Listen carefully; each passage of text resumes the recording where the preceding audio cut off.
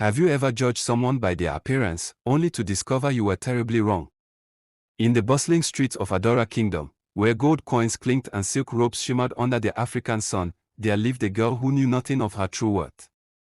While others slept on feather beds, she curled up on a worn mat. While they ate from silver platters, she fought for scraps. Her name was whispered with pity by some, and with contempt by others.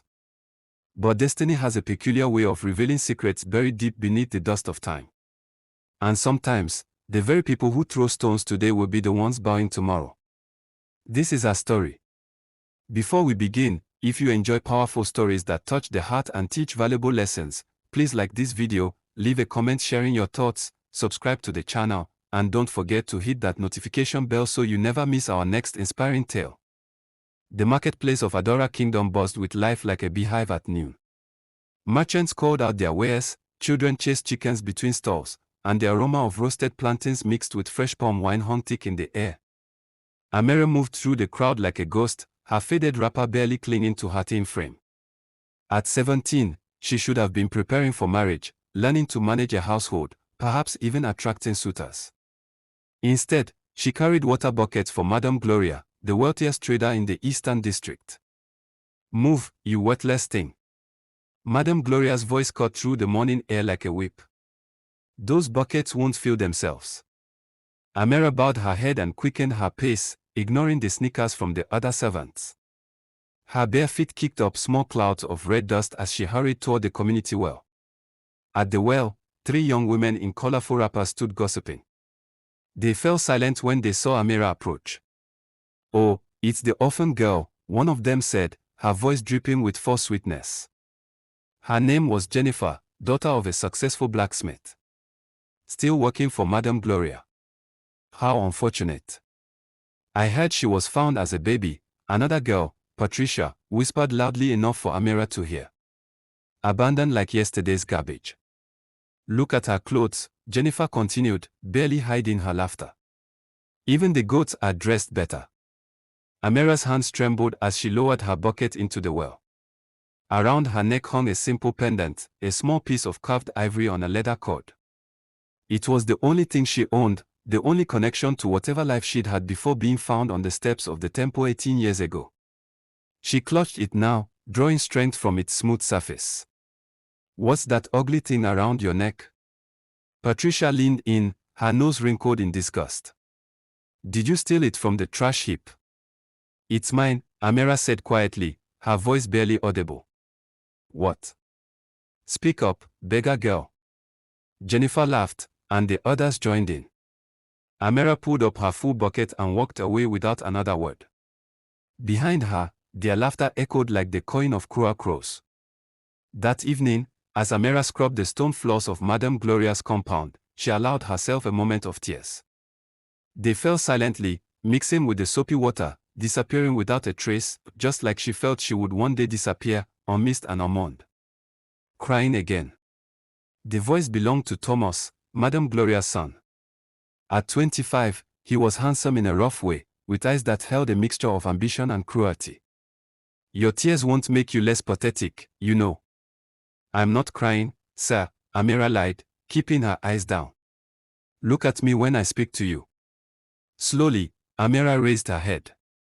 Thomas stood in the doorway, backlit by the setting sun. "You know what your problem is," he said, stepping closer. "You think you're better than your station. You think that little trinket around your neck makes you special somehow." He reached out suddenly and grabbed the pendant. Amira gasped, her hand flying to her throat. "Please, don't." "It's worthless," Thomas said, examining it with mock curiosity. "Just like you." He dropped it, letting it fall back against her chest. "Remember your place, Amira. You're nothing. You'll always be nothing." After he left, Amira touched the pendant again. Somewhere deep in her heart, in a place she barely acknowledged even to herself, she felt it meant something. She felt she meant something. But feelings didn't fill empty stomachs or mend torn clothes or stop cruel words. So she continued scrubbing, her tears now dried, her face set in an expression of resigned endurance. What Amira didn't know was that across the kingdom, in the great palace that crowned the highest hill of Adora, a desperate search was about to reach its 18th year.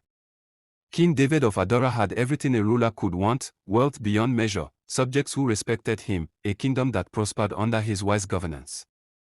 But none of it mattered. None of it filled the void that had existed in his heart for 18 long years. He stood now in his private chamber, holding a small ivory rattle carved with intricate patterns.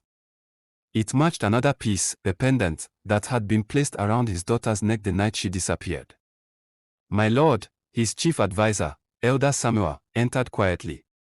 The evening council awaits. Tell them I'll be there shortly. King David's voice was heavy with exhaustion that had nothing to do with physical tiredness. Your Majesty, if I may speak freely. Samuel had served the king since before his daughter's birth. He was perhaps the only person who truly understood the depth of David's grief. The king nodded. 18 years is a long time to hope, Samuel said gently.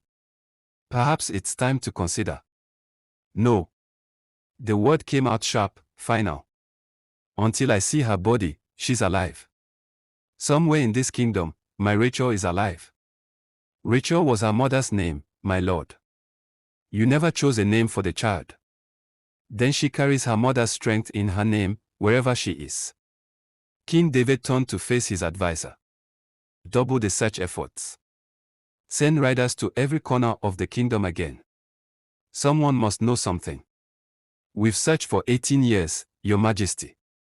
We've questioned thousands of people, investigated every abandoned child, followed every lead. Then we searched for 18 more. The king's voice cracked with emotion. She's my daughter, Samuel. My only child. The last piece of Rachel I have left in this world. The story of Princess Rachel's disappearance was one that every citizen of Adora knew. It was whispered in markets, told around cooking fires, used by mothers to frighten children into obedience. 18 years ago, Queen Rachel had given birth to a healthy baby girl during a stormy night that seemed to shake the very foundations of the palace. The queen, who had struggled for years to conceive, had held her daughter and wept with joy. She would be strong, Queen Rachel had whispered to her husband. She will be wise and kind. She will be everything this kingdom needs. But childbirth had weakened the queen's already fragile health. 3 days later, as she lay dying, she had made the king promise something. The pendant, she had gasped, her hand trembling as she touched the ivory piece around her neck. Give it to our daughter. It was my mother's, and her mother's before her. Let it protect her as it protected me. King David had carved the matching piece, the rattle, and placed the pendant around his infant daughter's neck. The queen had died that night, a peaceful smile on her face, believing her child would grow up strong and protected. But fate had other plans. 2 weeks after the queen's death, as the kingdom still mourned, a fire broke out in the palace nursery. In the chaos of smoke and flames, with guards and servants running in all directions, someone had taken the baby princess. By the time the fire was extinguished and order restored, the child was gone. Vanished as completely as morning mist under the sun. The search had been immediate and thorough. Guards had locked down the entire palace, questioned every servant, searched every room. But they found nothing, no body, no evidence, no trace of the missing princess. Some said it was an inside job, that someone close to the royal family had orchestrated the kidnapping. Others believed it was enemies from neighboring kingdoms, seeking to weaken Adora by destroying its royal line. A few whispered that it was the gods themselves, angry at some unknown offense, who had taken the child. King David believed none of these theories. He believed only one thing: his daughter lived, and one day, he would find her. Now, 18 years later, that belief kept him searching even as hope grew thin and advisors urged him to remarry, to father another heir. My lord, Samuel said quietly, the people need certainty. They need to know the kingdom has a future. If you would just consider taking another wife. Never. King David's voice was ice. I loved Rachel. I will love only Rachel. And somewhere out there is the daughter we created together. I will find her, Samuel. Even if it takes the rest of my life. That very afternoon, the king made an announcement that would change everything. I am sending out new royal emissaries, he declared to his assembled court. They will travel to every district, every settlement, every corner of my kingdom. They will question every young woman of the right age. They will search every home if necessary. And they will look for one thing, an ivory pendant carved with the royal seal. Whoever brings me information leading to my daughter's return will be rewarded with more gold than they can carry. But whoever has hidden her from me will face justice. Among those listening was Captain Michael, head of the royal guard and the king's most trusted warrior. He had been there the night the princess disappeared. He had failed to protect her, and that failure haunted him every day. I will lead this search personally, Your Majesty, Michael said, kneeling. I swear on my life, I will not rest until the princess is found or until I have searched every inch of this kingdom. I know you will, my friend, King David said, gripping Michael's shoulder. And I will pray every day for your success. As preparations began for the most extensive search in the kingdom's history, a small voice in King David's heart whispered something he barely dared believe: this time will be different. This time, I will find her. Across the kingdom, in Madame Gloria's compound, Amira was washing clothes in a wooden basin, completely unaware that her life was about to transform in ways she couldn't possibly imagine. 3 weeks after the king's announcement, royal emissaries began appearing in districts throughout Adora Kingdom. They traveled in pairs, wearing the king's colors, carrying scrolls that bore his official seal. The Eastern District received its visitors on a Tuesday morning when the sun was already high and hot. Captain Michael himself had chosen to search this area, something about it pulling at his instincts. The marketplace erupted in excited whispers when the royal entourage arrived. Vendors abandoned their stalls, children stopped their games, and even the dogs seemed to pause and take notice. Hear the king's decree. Michael's voice rang out across the crowd. We seek information about a young woman, approximately 18 years of age, who may possess an ivory pendant bearing the royal seal. Anyone with knowledge of such a person is commanded to come forward immediately. The crowd murmured among themselves. Several young women were pushed forward by hopeful parents, but none wore anything resembling the pendant Michael described. Madame Gloria, never one to miss an opportunity, shoved her way to the front of the crowd. Her face was painted with what she imagined was a concerned, civic-minded expression. Captain. Oh, honored Captain, she called out, waving her plump arms. I am Madame Gloria, the most respected trader in this district. I assure you, if there were such a girl here, I would know of it. I know everyone and everything that happens in this area. Michael studied her with the cool gaze of a man who had spent decades reading people's true natures. Then you will not mind if my men and I conduct a thorough search. Search? Well, of course not. Though I assure you it's unnecessary. I run a respectable compound. Only my family and servants live there, and none of them. Servants. Michael's attention sharpened. How many servants do you employ? Oh, just a few. They are all well accounted for, I assure you. Local girls from good families who need work. I will see them all. Now. Something in Michael's tone made Madame Gloria's practiced smile falter. Of course, Captain. Right away. Amira was in the cooking shelter behind Madame Gloria's house, preparing the evening meal, when she heard the commotion. Through the gaps in the bamboo walls, she could see people gathering, their voices excited and nervous. Amira. Thomas's voice was sharp with urgency. Get out here. Now. She wiped her hands on her wrapper and emerged into the compound's courtyard. Her breath caught in her throat when she saw the soldiers in their royal armor, the horses with their decorated bridles, and most imposing of all, the tall man who could only be Captain Michael. This is everyone. Michael was asking Madame Gloria. Everyone important, yes, Gloria replied quickly. My son Thomas, my daughters Sarah and Elizabeth, my nephew Robert, and the household servants. Michael's eyes swept across the assembled people. Most of them stood proud, trying to catch his attention, hoping perhaps to be somehow connected to the royal search. But his gaze stopped on the girl standing in the back, half hidden in shadows, her eyes downcast. You there, he called. Step forward.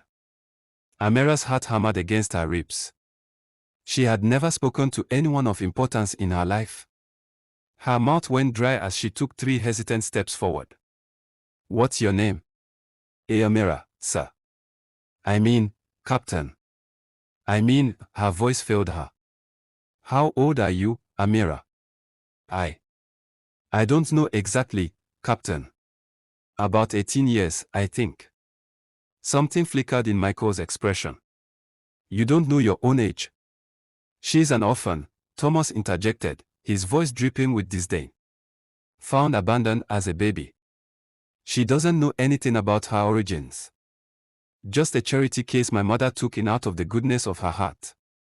I see. Michael took a step closer to Amira. And where exactly were you found? The temple steps, Captain, Madame Gloria answered, eager to control the conversation. 18 years ago, maybe a bit more. The priestess found her there one morning. No note, no explanation. I took pity on the child and gave her a home. Michael strained. I noticed several things at once, the way Amira flinched when Madame Gloria spoke of giving her a home, the tattered state of her clothing compared to the fine wrappers worn by Gloria's actual daughters, the calluses on her hands that spoke of hard labor, and most intriguingly, the way she kept one hand pressed to her throat, as if protecting something hidden there. Amira, he said gently, trying to put the frightened girl at ease, is there something around your neck? Amira's eyes widened. Instinctively, her fingers tightened around the pendant beneath her wrapper. It's nothing, Captain, Thomas said quickly, moving to stand beside Amira in a way that seemed protective but was actually threatening. Just a worthless trinket she's had since childhood. Probably not even real ivory. Nevertheless, I would like to see it. Captain, surely you don't think, Madame Gloria began, but Michael raised his hand for silence. Amira, he said, his voice kind but firm, please show me what you're wearing. With trembling fingers, Amira pulled the leather cord from beneath her wrapper. The ivory pendant swung free, catching the sunlight, its carved surface displaying intricate patterns that seemed to dance and shimmer. The effect on Captain Michael was immediate and dramatic. He stumbled backward as if struck, his hand flying to his sword hilt not in threat but in shock. His face went pale, then flushed, then pale again. Dear gods, he whispered. It can't be. He reached into his own tunic and pulled out a small cloth bag. From it, he withdrew a piece of ivory, the rattle that King David had entrusted to him for this very purpose. The crowd pressed closer, gasping as Michael held the rattle next to Amira's pendant. Even to untrained eyes, the match was unmistakable. The patterns aligned perfectly, the style was identical, and where one piece ended, the other began, like two halves of a whole. Where did you get that pendant? Michael's voice shook with emotion he couldn't contain. I've always had it, Amira whispered, her own hand trembling. The priestess said, it was around my neck when I was found. When exactly were you found? What day? I don't know the exact date, Captain. It was 18 years ago, during the rainy season. Late at night, the priestess said. She heard crying and found a baby on the temple steps. Michael did the calculation in his head. The timing aligned. The age was right.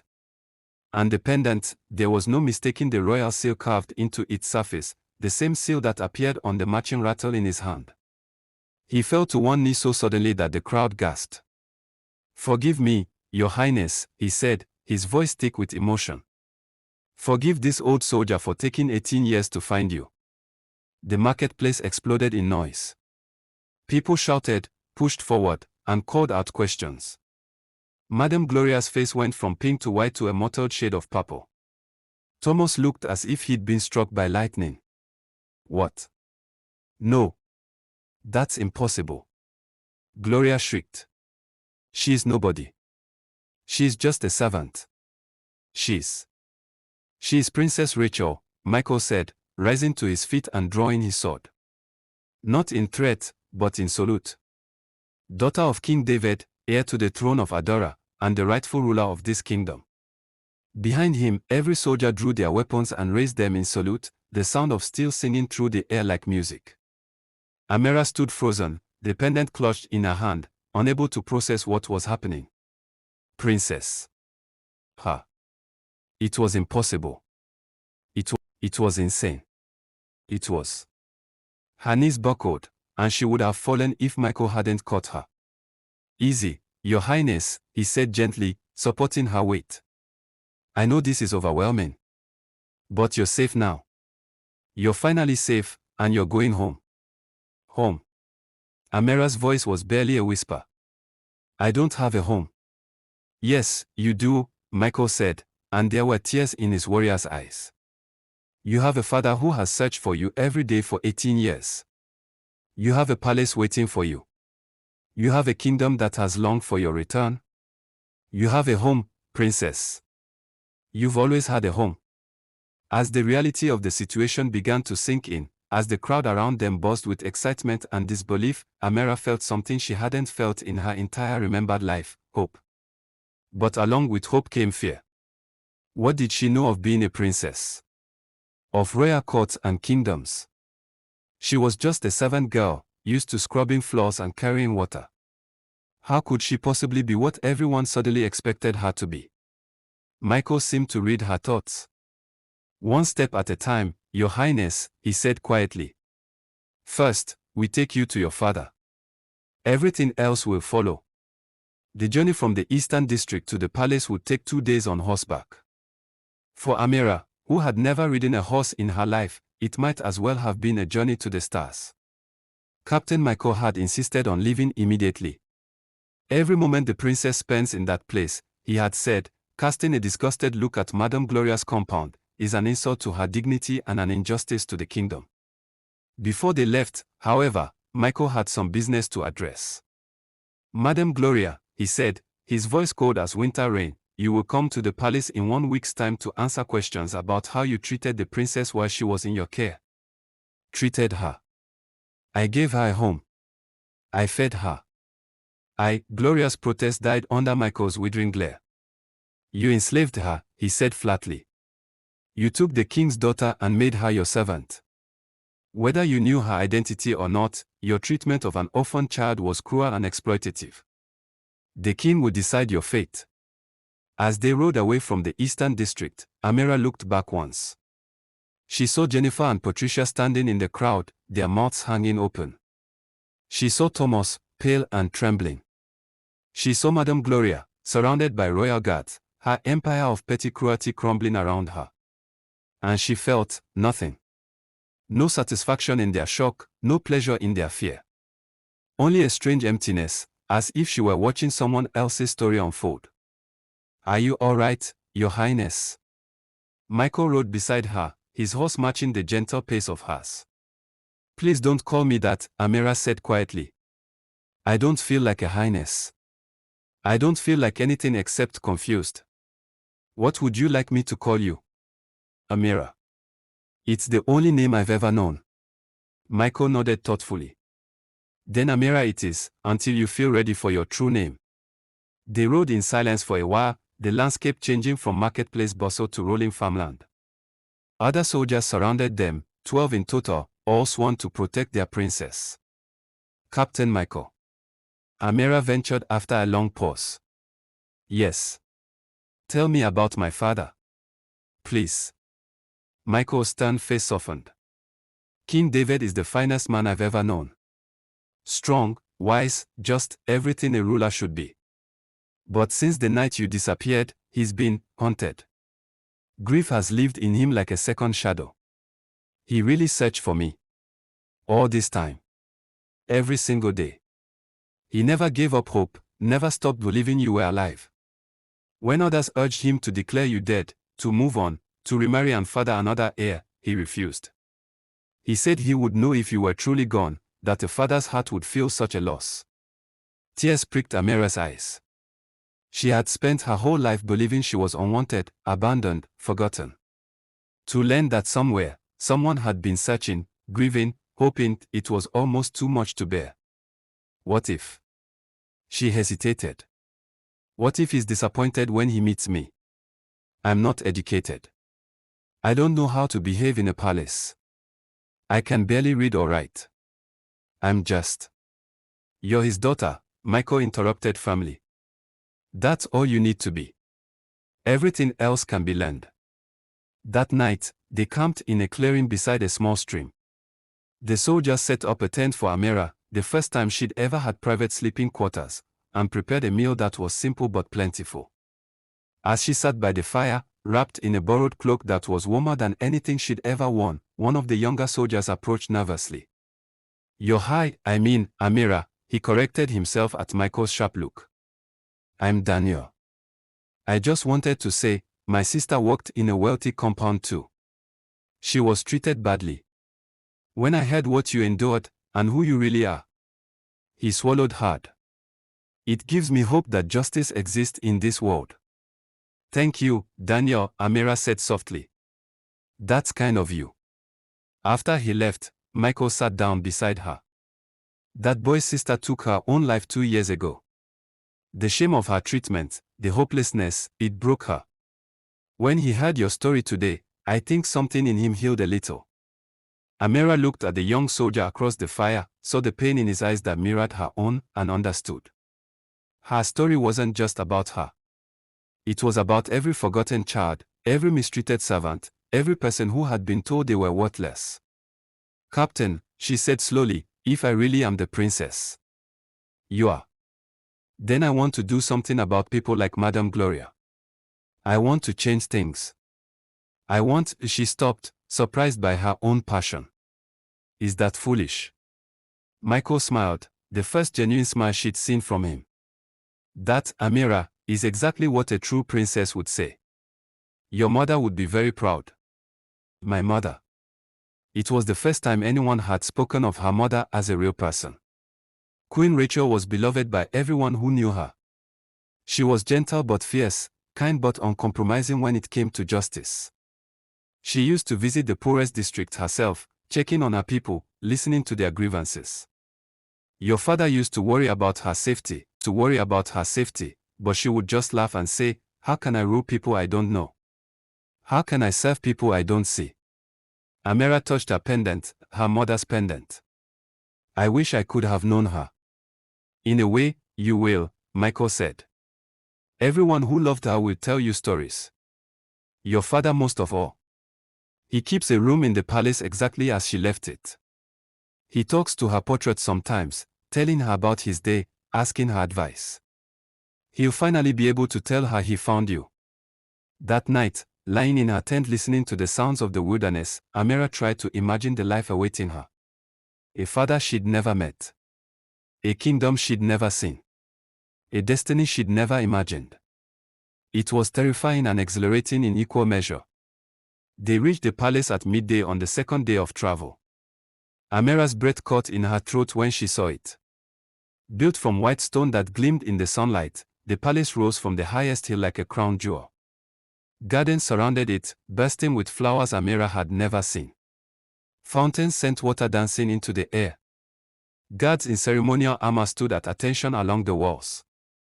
It's beautiful, she whispered. It's your home, Michael replied. Word of their arrival had ridden ahead. By the time they reached the palace gates, crowds lined the streets. People cheered, threw flowers, wept with joy. News of the lost princess's return had spread through the kingdom like wildfire. Amira gripped her horse's reins tightly, overwhelmed by the attention. She had spent her life trying to be invisible. Now, suddenly, everyone wanted to see her. Stay close to me, Michael instructed. And remember, you owe these people nothing yet. Right now, the only person who matters is your father. The palace doors opened. They entered a vast courtyard where more people waited, nobles, advisors, servants, all dressed in their finest clothes. They bowed as Amira passed, their faces curious and hopeful. And then she saw him. King David stood at the top of the palace steps. He was tall and broad-shouldered, his hair gray at the temples, his face lined with years of grief. He wore simple clothes, he had been in his private chambers when word came and hadn't stopped to change. Their eyes met across the courtyard. For a moment, the world seemed to hold its breath. Then King David descended the steps. Not walking, running. Like a man who had been holding still for 18 years and could finally move. Amira dismounted clumsily, nearly falling. Michael steadied her, then stepped back. Father and daughter stood facing each other. Amira saw her own nose in his face, her own eyes looking back at her. She saw love so fierce it was almost frightening, and grief so deep it was like staring into an ocean. "My daughter," King David said, his voice breaking. "My little girl." He opened his arms, and Amira, who had never known a parent's embrace, who had been taught that she was worthless and unloved, stumbled forward and felt those strong arms close around her. She broke then. All the years of pain, all the loneliness, all the heart poured out of her in great, racking sobs. She cried for the childhood she'd lost, for the mother she'd never known, for the father she'd been denied. And King David held her through it all, his own tears falling freely, his hand stroking her hair, his voice whispering over and over, "You're home. You're safe. You're loved. You're home." The courtyard was silent except for Amira's sobs and the sound of the king's comfort. Even the most hardened warriors found tears in their eyes. This was not just a reunion, it was a healing, a restoration, a miracle. When Amira finally pulled back, her face swollen and red, she tried to apologize. "I'm sorry, I've ruined your..." "Hush," King David said gently.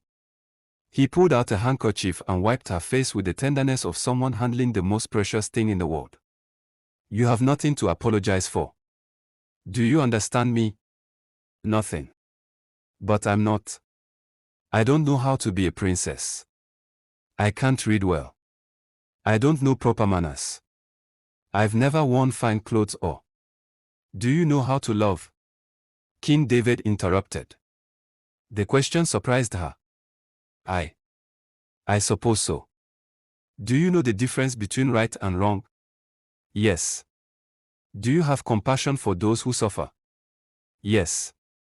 "Then you already know everything important. The rest, the reading, the manners, the protocols, those are just decorations. You have the heart of a true princess.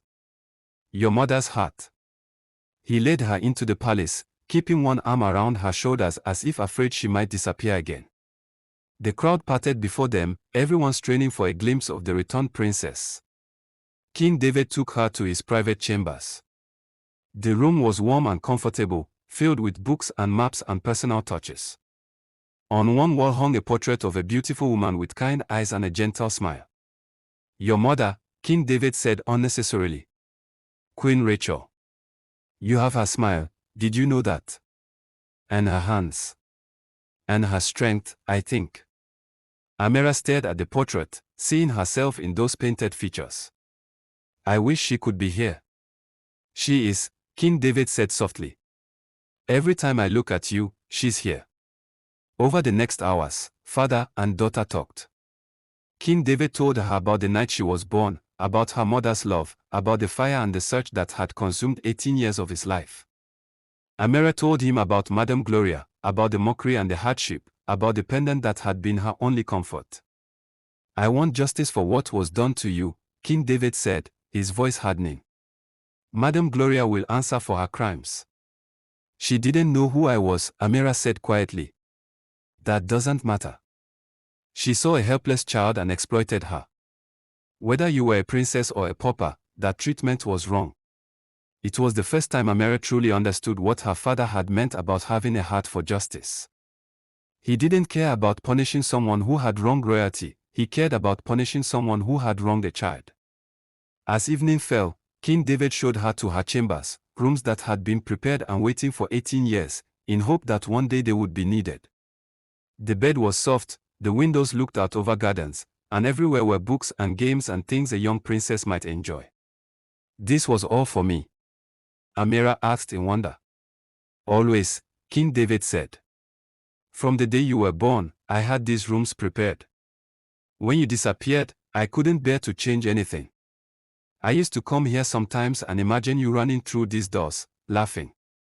He bid her good night with a kiss on her forehead, and for the first time in her life, Amira slept in a bed meant for her, in a room that was truly hers, in a home where she was loved. The next weeks passed in a blur of new experiences. Amira had tutors for reading, for writing, for mathematics. She had instructors who taught her how to walk, how to sit, how to speak in the formal language of the court. She had servants who dressed her in fine clothes and styled her hair. But King David was careful. "You're not being molded," he told her one evening as they walked in the palace gardens. "You're just being given tools. Who you are, your core, your heart, that stays the same." "Some people at court don't think so," Amira said quietly. She had overheard whispers, seen the disdainful looks from some nobles who thought a servant girl could never truly be a princess. "Some people are fools," King David said bluntly. "And you learn to identify them quickly. True nobility comes from character, not birth. You have more dignity in your little finger than most of them have in their entire bodies." One day, Elder Samuel came to her chambers. "Your Highness, there's someone asking to see you." A young soldier named Daniel. Amira remembered him, the soldier whose sister had died. "Send him in, please."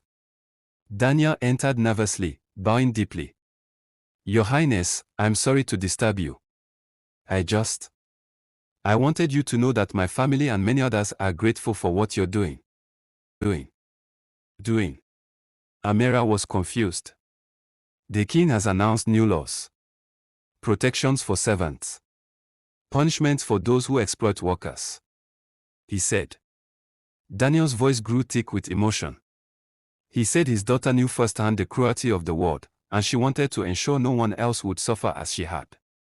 Amira was stunned. She had mentioned to her father, in passing, that she hoped to help people like her someday. She hadn't realized he would act so quickly. After Daniel left, she sought out her father. "You didn't have to do that," she said, finding him in his study. "The new laws, you didn't have to act so quickly." King David looked up from the scrolls he'd been reviewing. "On the contrary. I should have done it years ago. But I was too consumed with searching for you to see the suffering happening in my own kingdom." He set down his quill. "You've given me new eyes, Amira. You've shown me what I was blind to. But some of the nobles are angry. I've heard them talking. They say I'm disrupting the natural order, that servants will become lazy if they're not properly disciplined." "Let them talk," King David said firmly. "A ruler who fears angry nobles more than he values justice is not worthy of his throne. Besides," he smiled, "they'll learn soon enough that you're not someone to be trifled with." He was right. As weeks turned into months, Amira found her voice. In council meetings, she spoke up about issues affecting common people. She visited the marketplace herself, talking to traders and workers. She established a fund to help orphan children, ensuring no child would grow up as she had. The people loved her for it. They called her the People's Princess and told stories of her kindness and wisdom. But there was still one matter unresolved. 6 months after Amira's return, Madame Gloria was brought to the palace to face judgment. She arrived in chains, her fine clothes replaced with prisoner's garb, her proud demeanor crumbled into terror. The throne room was packed. Nobles, commoners, and representatives from every district had come to witness the trial. This was more than just judgment on one woman, it was a statement about how Adora Kingdom would treat those who exploited the vulnerable. King David sat on his throne, wearing his full ceremonial regalia. Beside him, in a smaller but equally ornate chair, sat Amira. She wore a deep blue gown that matched her father's robes, and on her head rested a simple circlet, the crown of the heir apparent. Madame Gloria was brought forward. She fell to her knees immediately, her face streaked with tears. "Your Majesty, please. I didn't know. If I had known she was the princess, I would never." "Silence," King David's voice cut through her pleading like a sword. "You will speak only when addressed directly." Elder Samuel stood and read the charges. "Gloria Okonkwo, you stand accused of enslaving a minor, exploitation of a vulnerable child, cruel treatment, theft of labor, and gross abuse of power. How do you answer?" I gave her a home. I fed her. She would have died on the streets if not for me. You gave her scraps and treated her like property," Michael, who stood as witness, said coldly. "You worked her from dawn until night. You allowed your son to mock and threaten her. You took credit for charity while profiting from her labor. But I didn't know who she was," Gloria wailed. "And that is precisely why you're guilty," King David said, his voice heavy with controlled anger. You saw a helpless child and thought, here is someone I can use. If she had been a true orphan with no royal blood, would your treatment have been acceptable? Would it have been just? Gloria opened her mouth, then closed it. There was no answer that wouldn't condemn her. The law is clear, Elder Samuel continued. The punishment for enslaving a child is forfeiture of all property and imprisonment for no less than 10 years. A murmur ran through the crowd. It was a harsh sentence, but few disagreed with it. King David turned to Amira. Princess Rachel, as the victim in this case, you have the right to speak. What say you? All eyes turned to Amira. She had been silent throughout the proceedings, her face unreadable. Now she stood, and the room fell completely quiet. Madam Gloria, Amira said, her voice steady and clear, you took me in when I had nothing. For that, I should be grateful. But you didn't take me in out of kindness, you took me in because you saw someone you could exploit. You fed me, yes, the scraps from your table. You housed me, yes, on the floor of your kitchen. You clothed me, yes, in rags that even beggars would reject. Gloria sobbed, her head bowed. You let your son humiliate me. You let his friends mock me. You turned my existence into a lesson for others. See what happens when you have nothing, see how worthless you can become. You taught me that I was less than human. Amira paused, her hand touching the pendant at her throat. But here's what you didn't know. Every night, when I was alone with my tears, I would hold this pendant and feel something inside me that your cruelty couldn't touch. I didn't know what it was then. But I know now, it was my mother's love, protecting me even from beyond death. It was my father's hope, searching for me through the darkness. It was the knowledge, buried deep, that I was worth more than your treatment of me. She took a breath. You almost succeeded in destroying that knowledge, Madam Gloria. You almost convinced me I was nothing. If I had been weaker, if I had believed your lies, I might have ended up like Daniel's sister, broken beyond repair. Gloria's sobs grew louder. So yes, you deserve punishment. The law must be upheld. But I want you to know something else. Amira's voice softened slightly. I forgive you. The room erupted in shocked whispers. I forgive you, Amira repeated, not because what you did was acceptable, and not because you don't deserve consequences. I forgive you because I refuse to let your cruelty poison my heart. I forgive you because holding on to that hatred would make me less than who I want to be.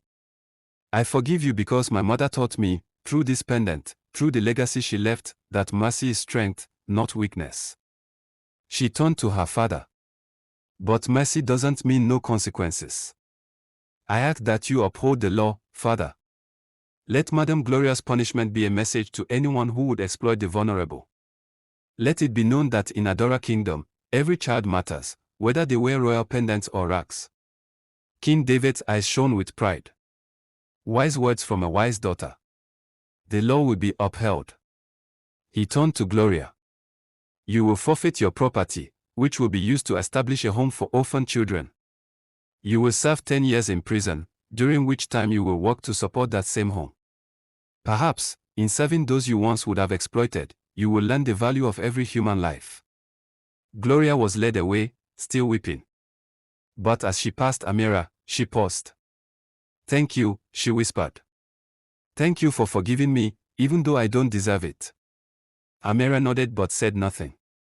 Some bridges were burned too completely to rebuild. After the trial, as the throne room emptied, King David embraced his daughter. You handled that with more grace than I could have managed, he said. Your mother would be so proud. I am so proud. I meant what I said about forgiveness, Amira said. But I also meant what I said about consequences. Is that wrong? To forgive but still demand justice? No, my daughter. That's wisdom. Forgiveness frees your own heart from bitterness. Justice protects others from experiencing the same harm. Both are necessary. Both are right. 3 years passed like water flowing through fingers, swift, transforming, impossible to hold back. Princess Rachel, as she was now known throughout the kingdom, though her father still called her Amira in private, had become everything the kingdom hoped for and more. She was educated, articulate, and compassionate. But more than that, she was real, someone who had suffered and survived, who understood pain and chose kindness anyway. She had established schools for orphans, funded by Madame Gloria's seized properties and donations from nobles who wanted to curry favor with the popular princess. She had reformed labor laws, created protections for servants, and personally investigated complaints of abuse. She's changing everything, some nobles grumbled. She's saving everything, the common people replied. On a warm afternoon in her 20th year, Amira walked through the Eastern District marketplace, the same place where she had once drawn water and endured mockery. But now she walked as a princess, with guards and advisors in attendance. People bowed as she passed, but she stopped frequently to talk with them. She asked about their children, their businesses, their concerns. She listened, truly listened, in a way that reminded older citizens of Queen Rachel. She came to the well where Jennifer and Patricia had once tormented her. By chance, or perhaps by fate, Jennifer was there now, drawing water. Their eyes met. Jennifer immediately dropped into a deep curtsy, her face pale. "Your Highness, I..." "Jennifer," Amira said calmly. "It's been a long time." "Yes, Your Highness. I wanted to say." Jennifer struggled with the words. "I'm sorry. For how we treated you. We were cruel and shallow, and there's no excuse for it." Amira studied her for a long moment. Jennifer had aged in 3 years, her face held lines of worry and hardship. The blacksmith business had apparently fallen on hard times. "Are you sorry because you were cruel to a fellow human being?" Amira asked quietly, "or because that human being turned out to be a princess?" Jennifer flinched. But to her credit, she thought about the question before answering. "At first, I was just terrified. Terrified of punishment, terrified of what you might do to me. But over time, I watched what you did. The schools, the laws, the way you treat people. And I realized that if I had treated you with basic human decency, just basic kindness, it would have been right, whether you were a princess or not." "That's a good realization to have," Amira said. "Though it came a bit late." "I know. And I know I don't deserve forgiveness. But I wanted you to know that I'm teaching my daughter differently. I tell her your story, the true story. I tell her that every person deserves respect, regardless of their circumstances." Amira felt something soften in her chest. This was what justice looked like, not just punishment, but transformation. Not just revenge, but change. "Then you've learned the right lesson," she said. "And your daughter will be better for it." As she walked away, Captain Michael, who had been standing nearby, smiled. "You're good at this," he said. "At what?"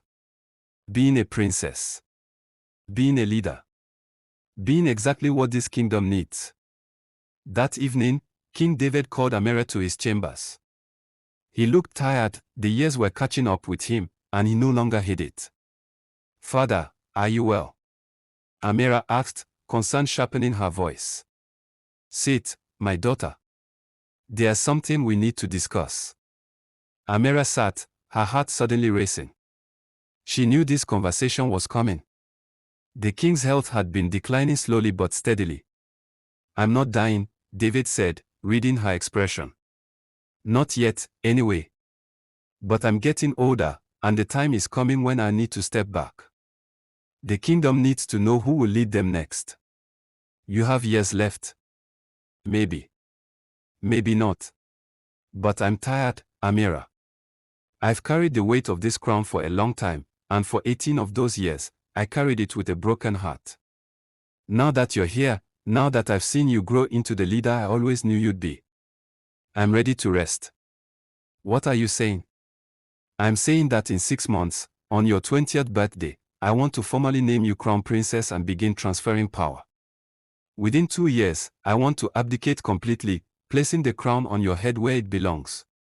Amira felt dizzy. "Father, I'm not ready. I'm still learning.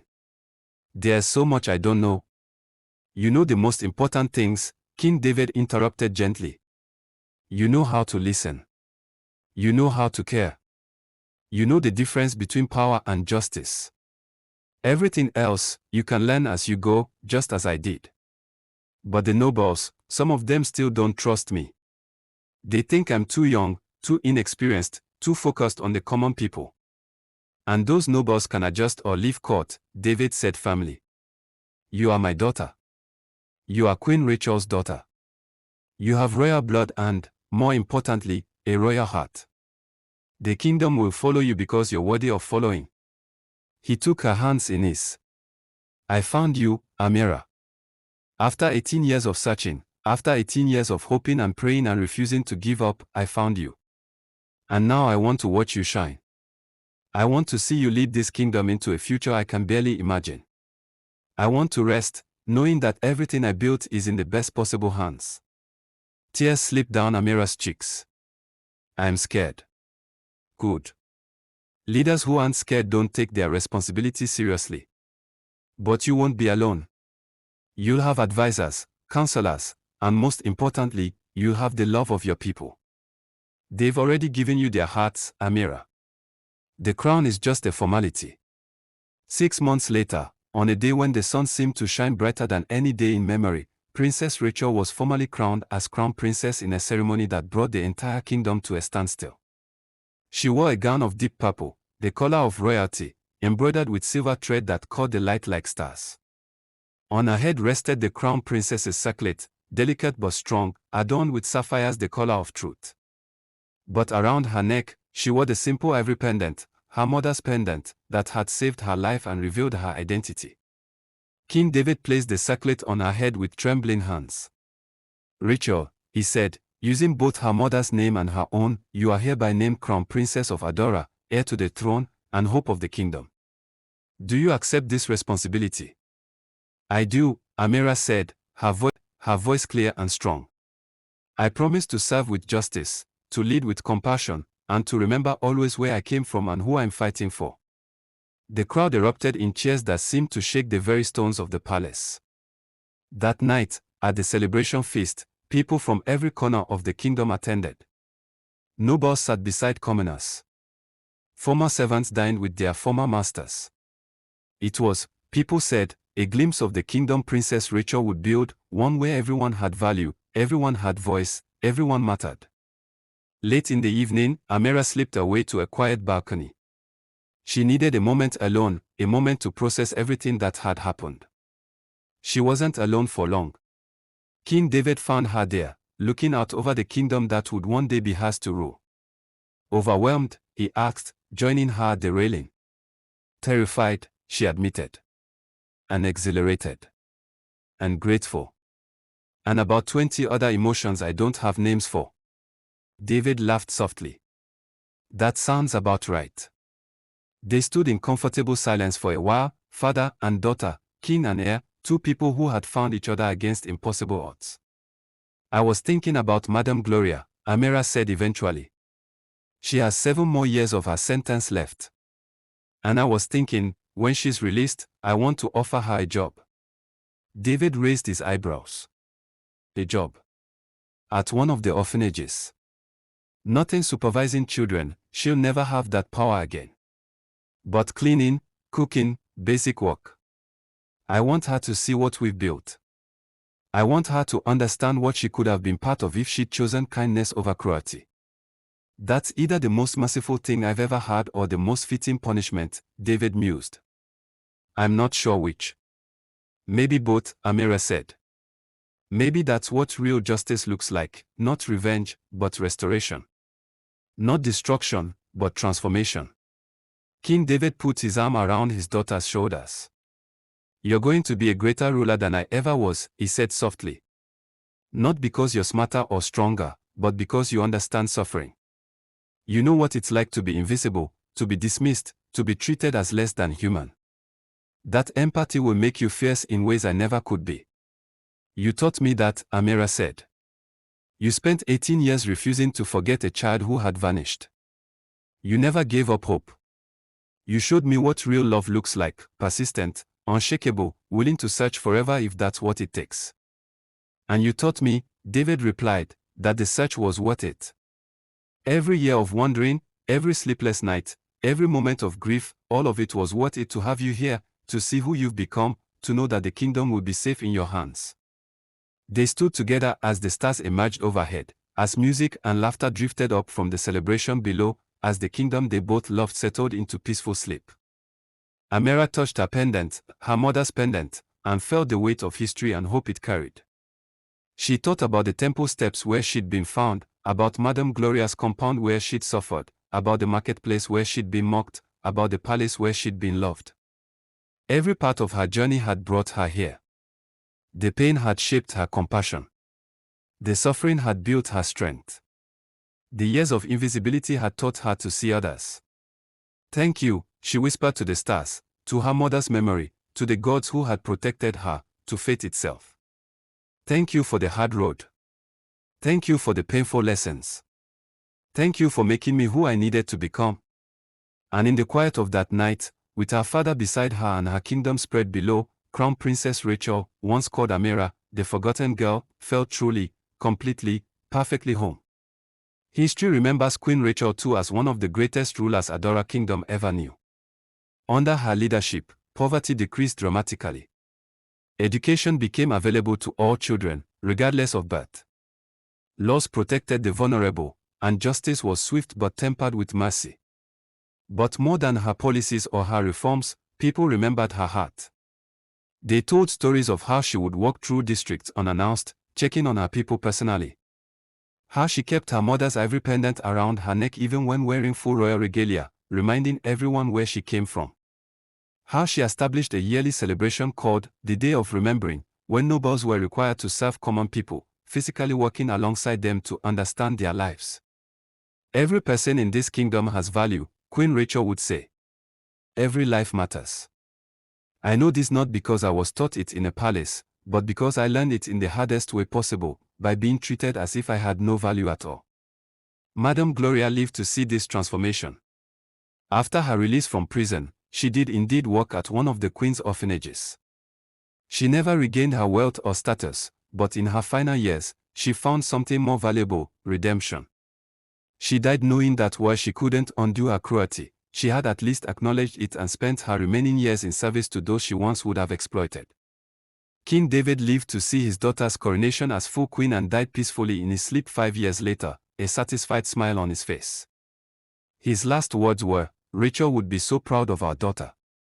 And Captain Michael served as Queen Rachel's chief advisor until his own peaceful death at the age of 80, still telling anyone who would listen about the day he found a frightened servant girl and recognized her as a princess, not because of her pendant, but because of the strength in her eyes. The kingdom of Adora prospered for generations under Queen Rachel's line, and every ruler who followed was taught her story, the story of the lost princess who learned compassion through suffering, strength through hardship, and wisdom through pain. And in every palace classroom, in every village square, in every home where children gathered to hear tales, they told the same story.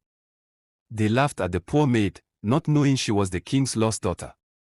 But she remembered every laugh, every cruel word, every moment of suffering. And when she had the power to punish, she chose instead to transform. When she could have sought revenge, she pursued justice. When she could have become bitter, she chose to be better. And that, the storytellers would say, is what made her not just a princess by birth, but a queen by nature. Thank you so much for joining me on this emotional journey through Princess Rachel's story. Her transformation from a forgotten servant to a compassionate queen reminds us that our circumstances don't define our worth, and that the hardest roads often lead to the most beautiful destinations. What part of this story touched your heart the most? Have you ever experienced a moment when someone judged you unfairly, only to later realize your true value? Or perhaps you've witnessed an incredible transformation in someone's life. I'd love to hear your thoughts in the comments below. Share your reflections, your own stories, or which character impacted you most.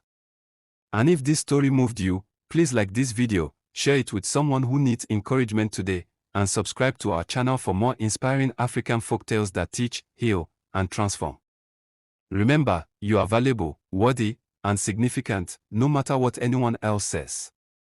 Your pendant of truth may not be made of ivory, but it exists in your heart. Never let anyone convince you otherwise. Until our next story, Keep believing in the power of transformation, the strength of compassion, and the justice that comes when we refuse to let cruelty define us. Stay blessed, stay inspired, and keep shining.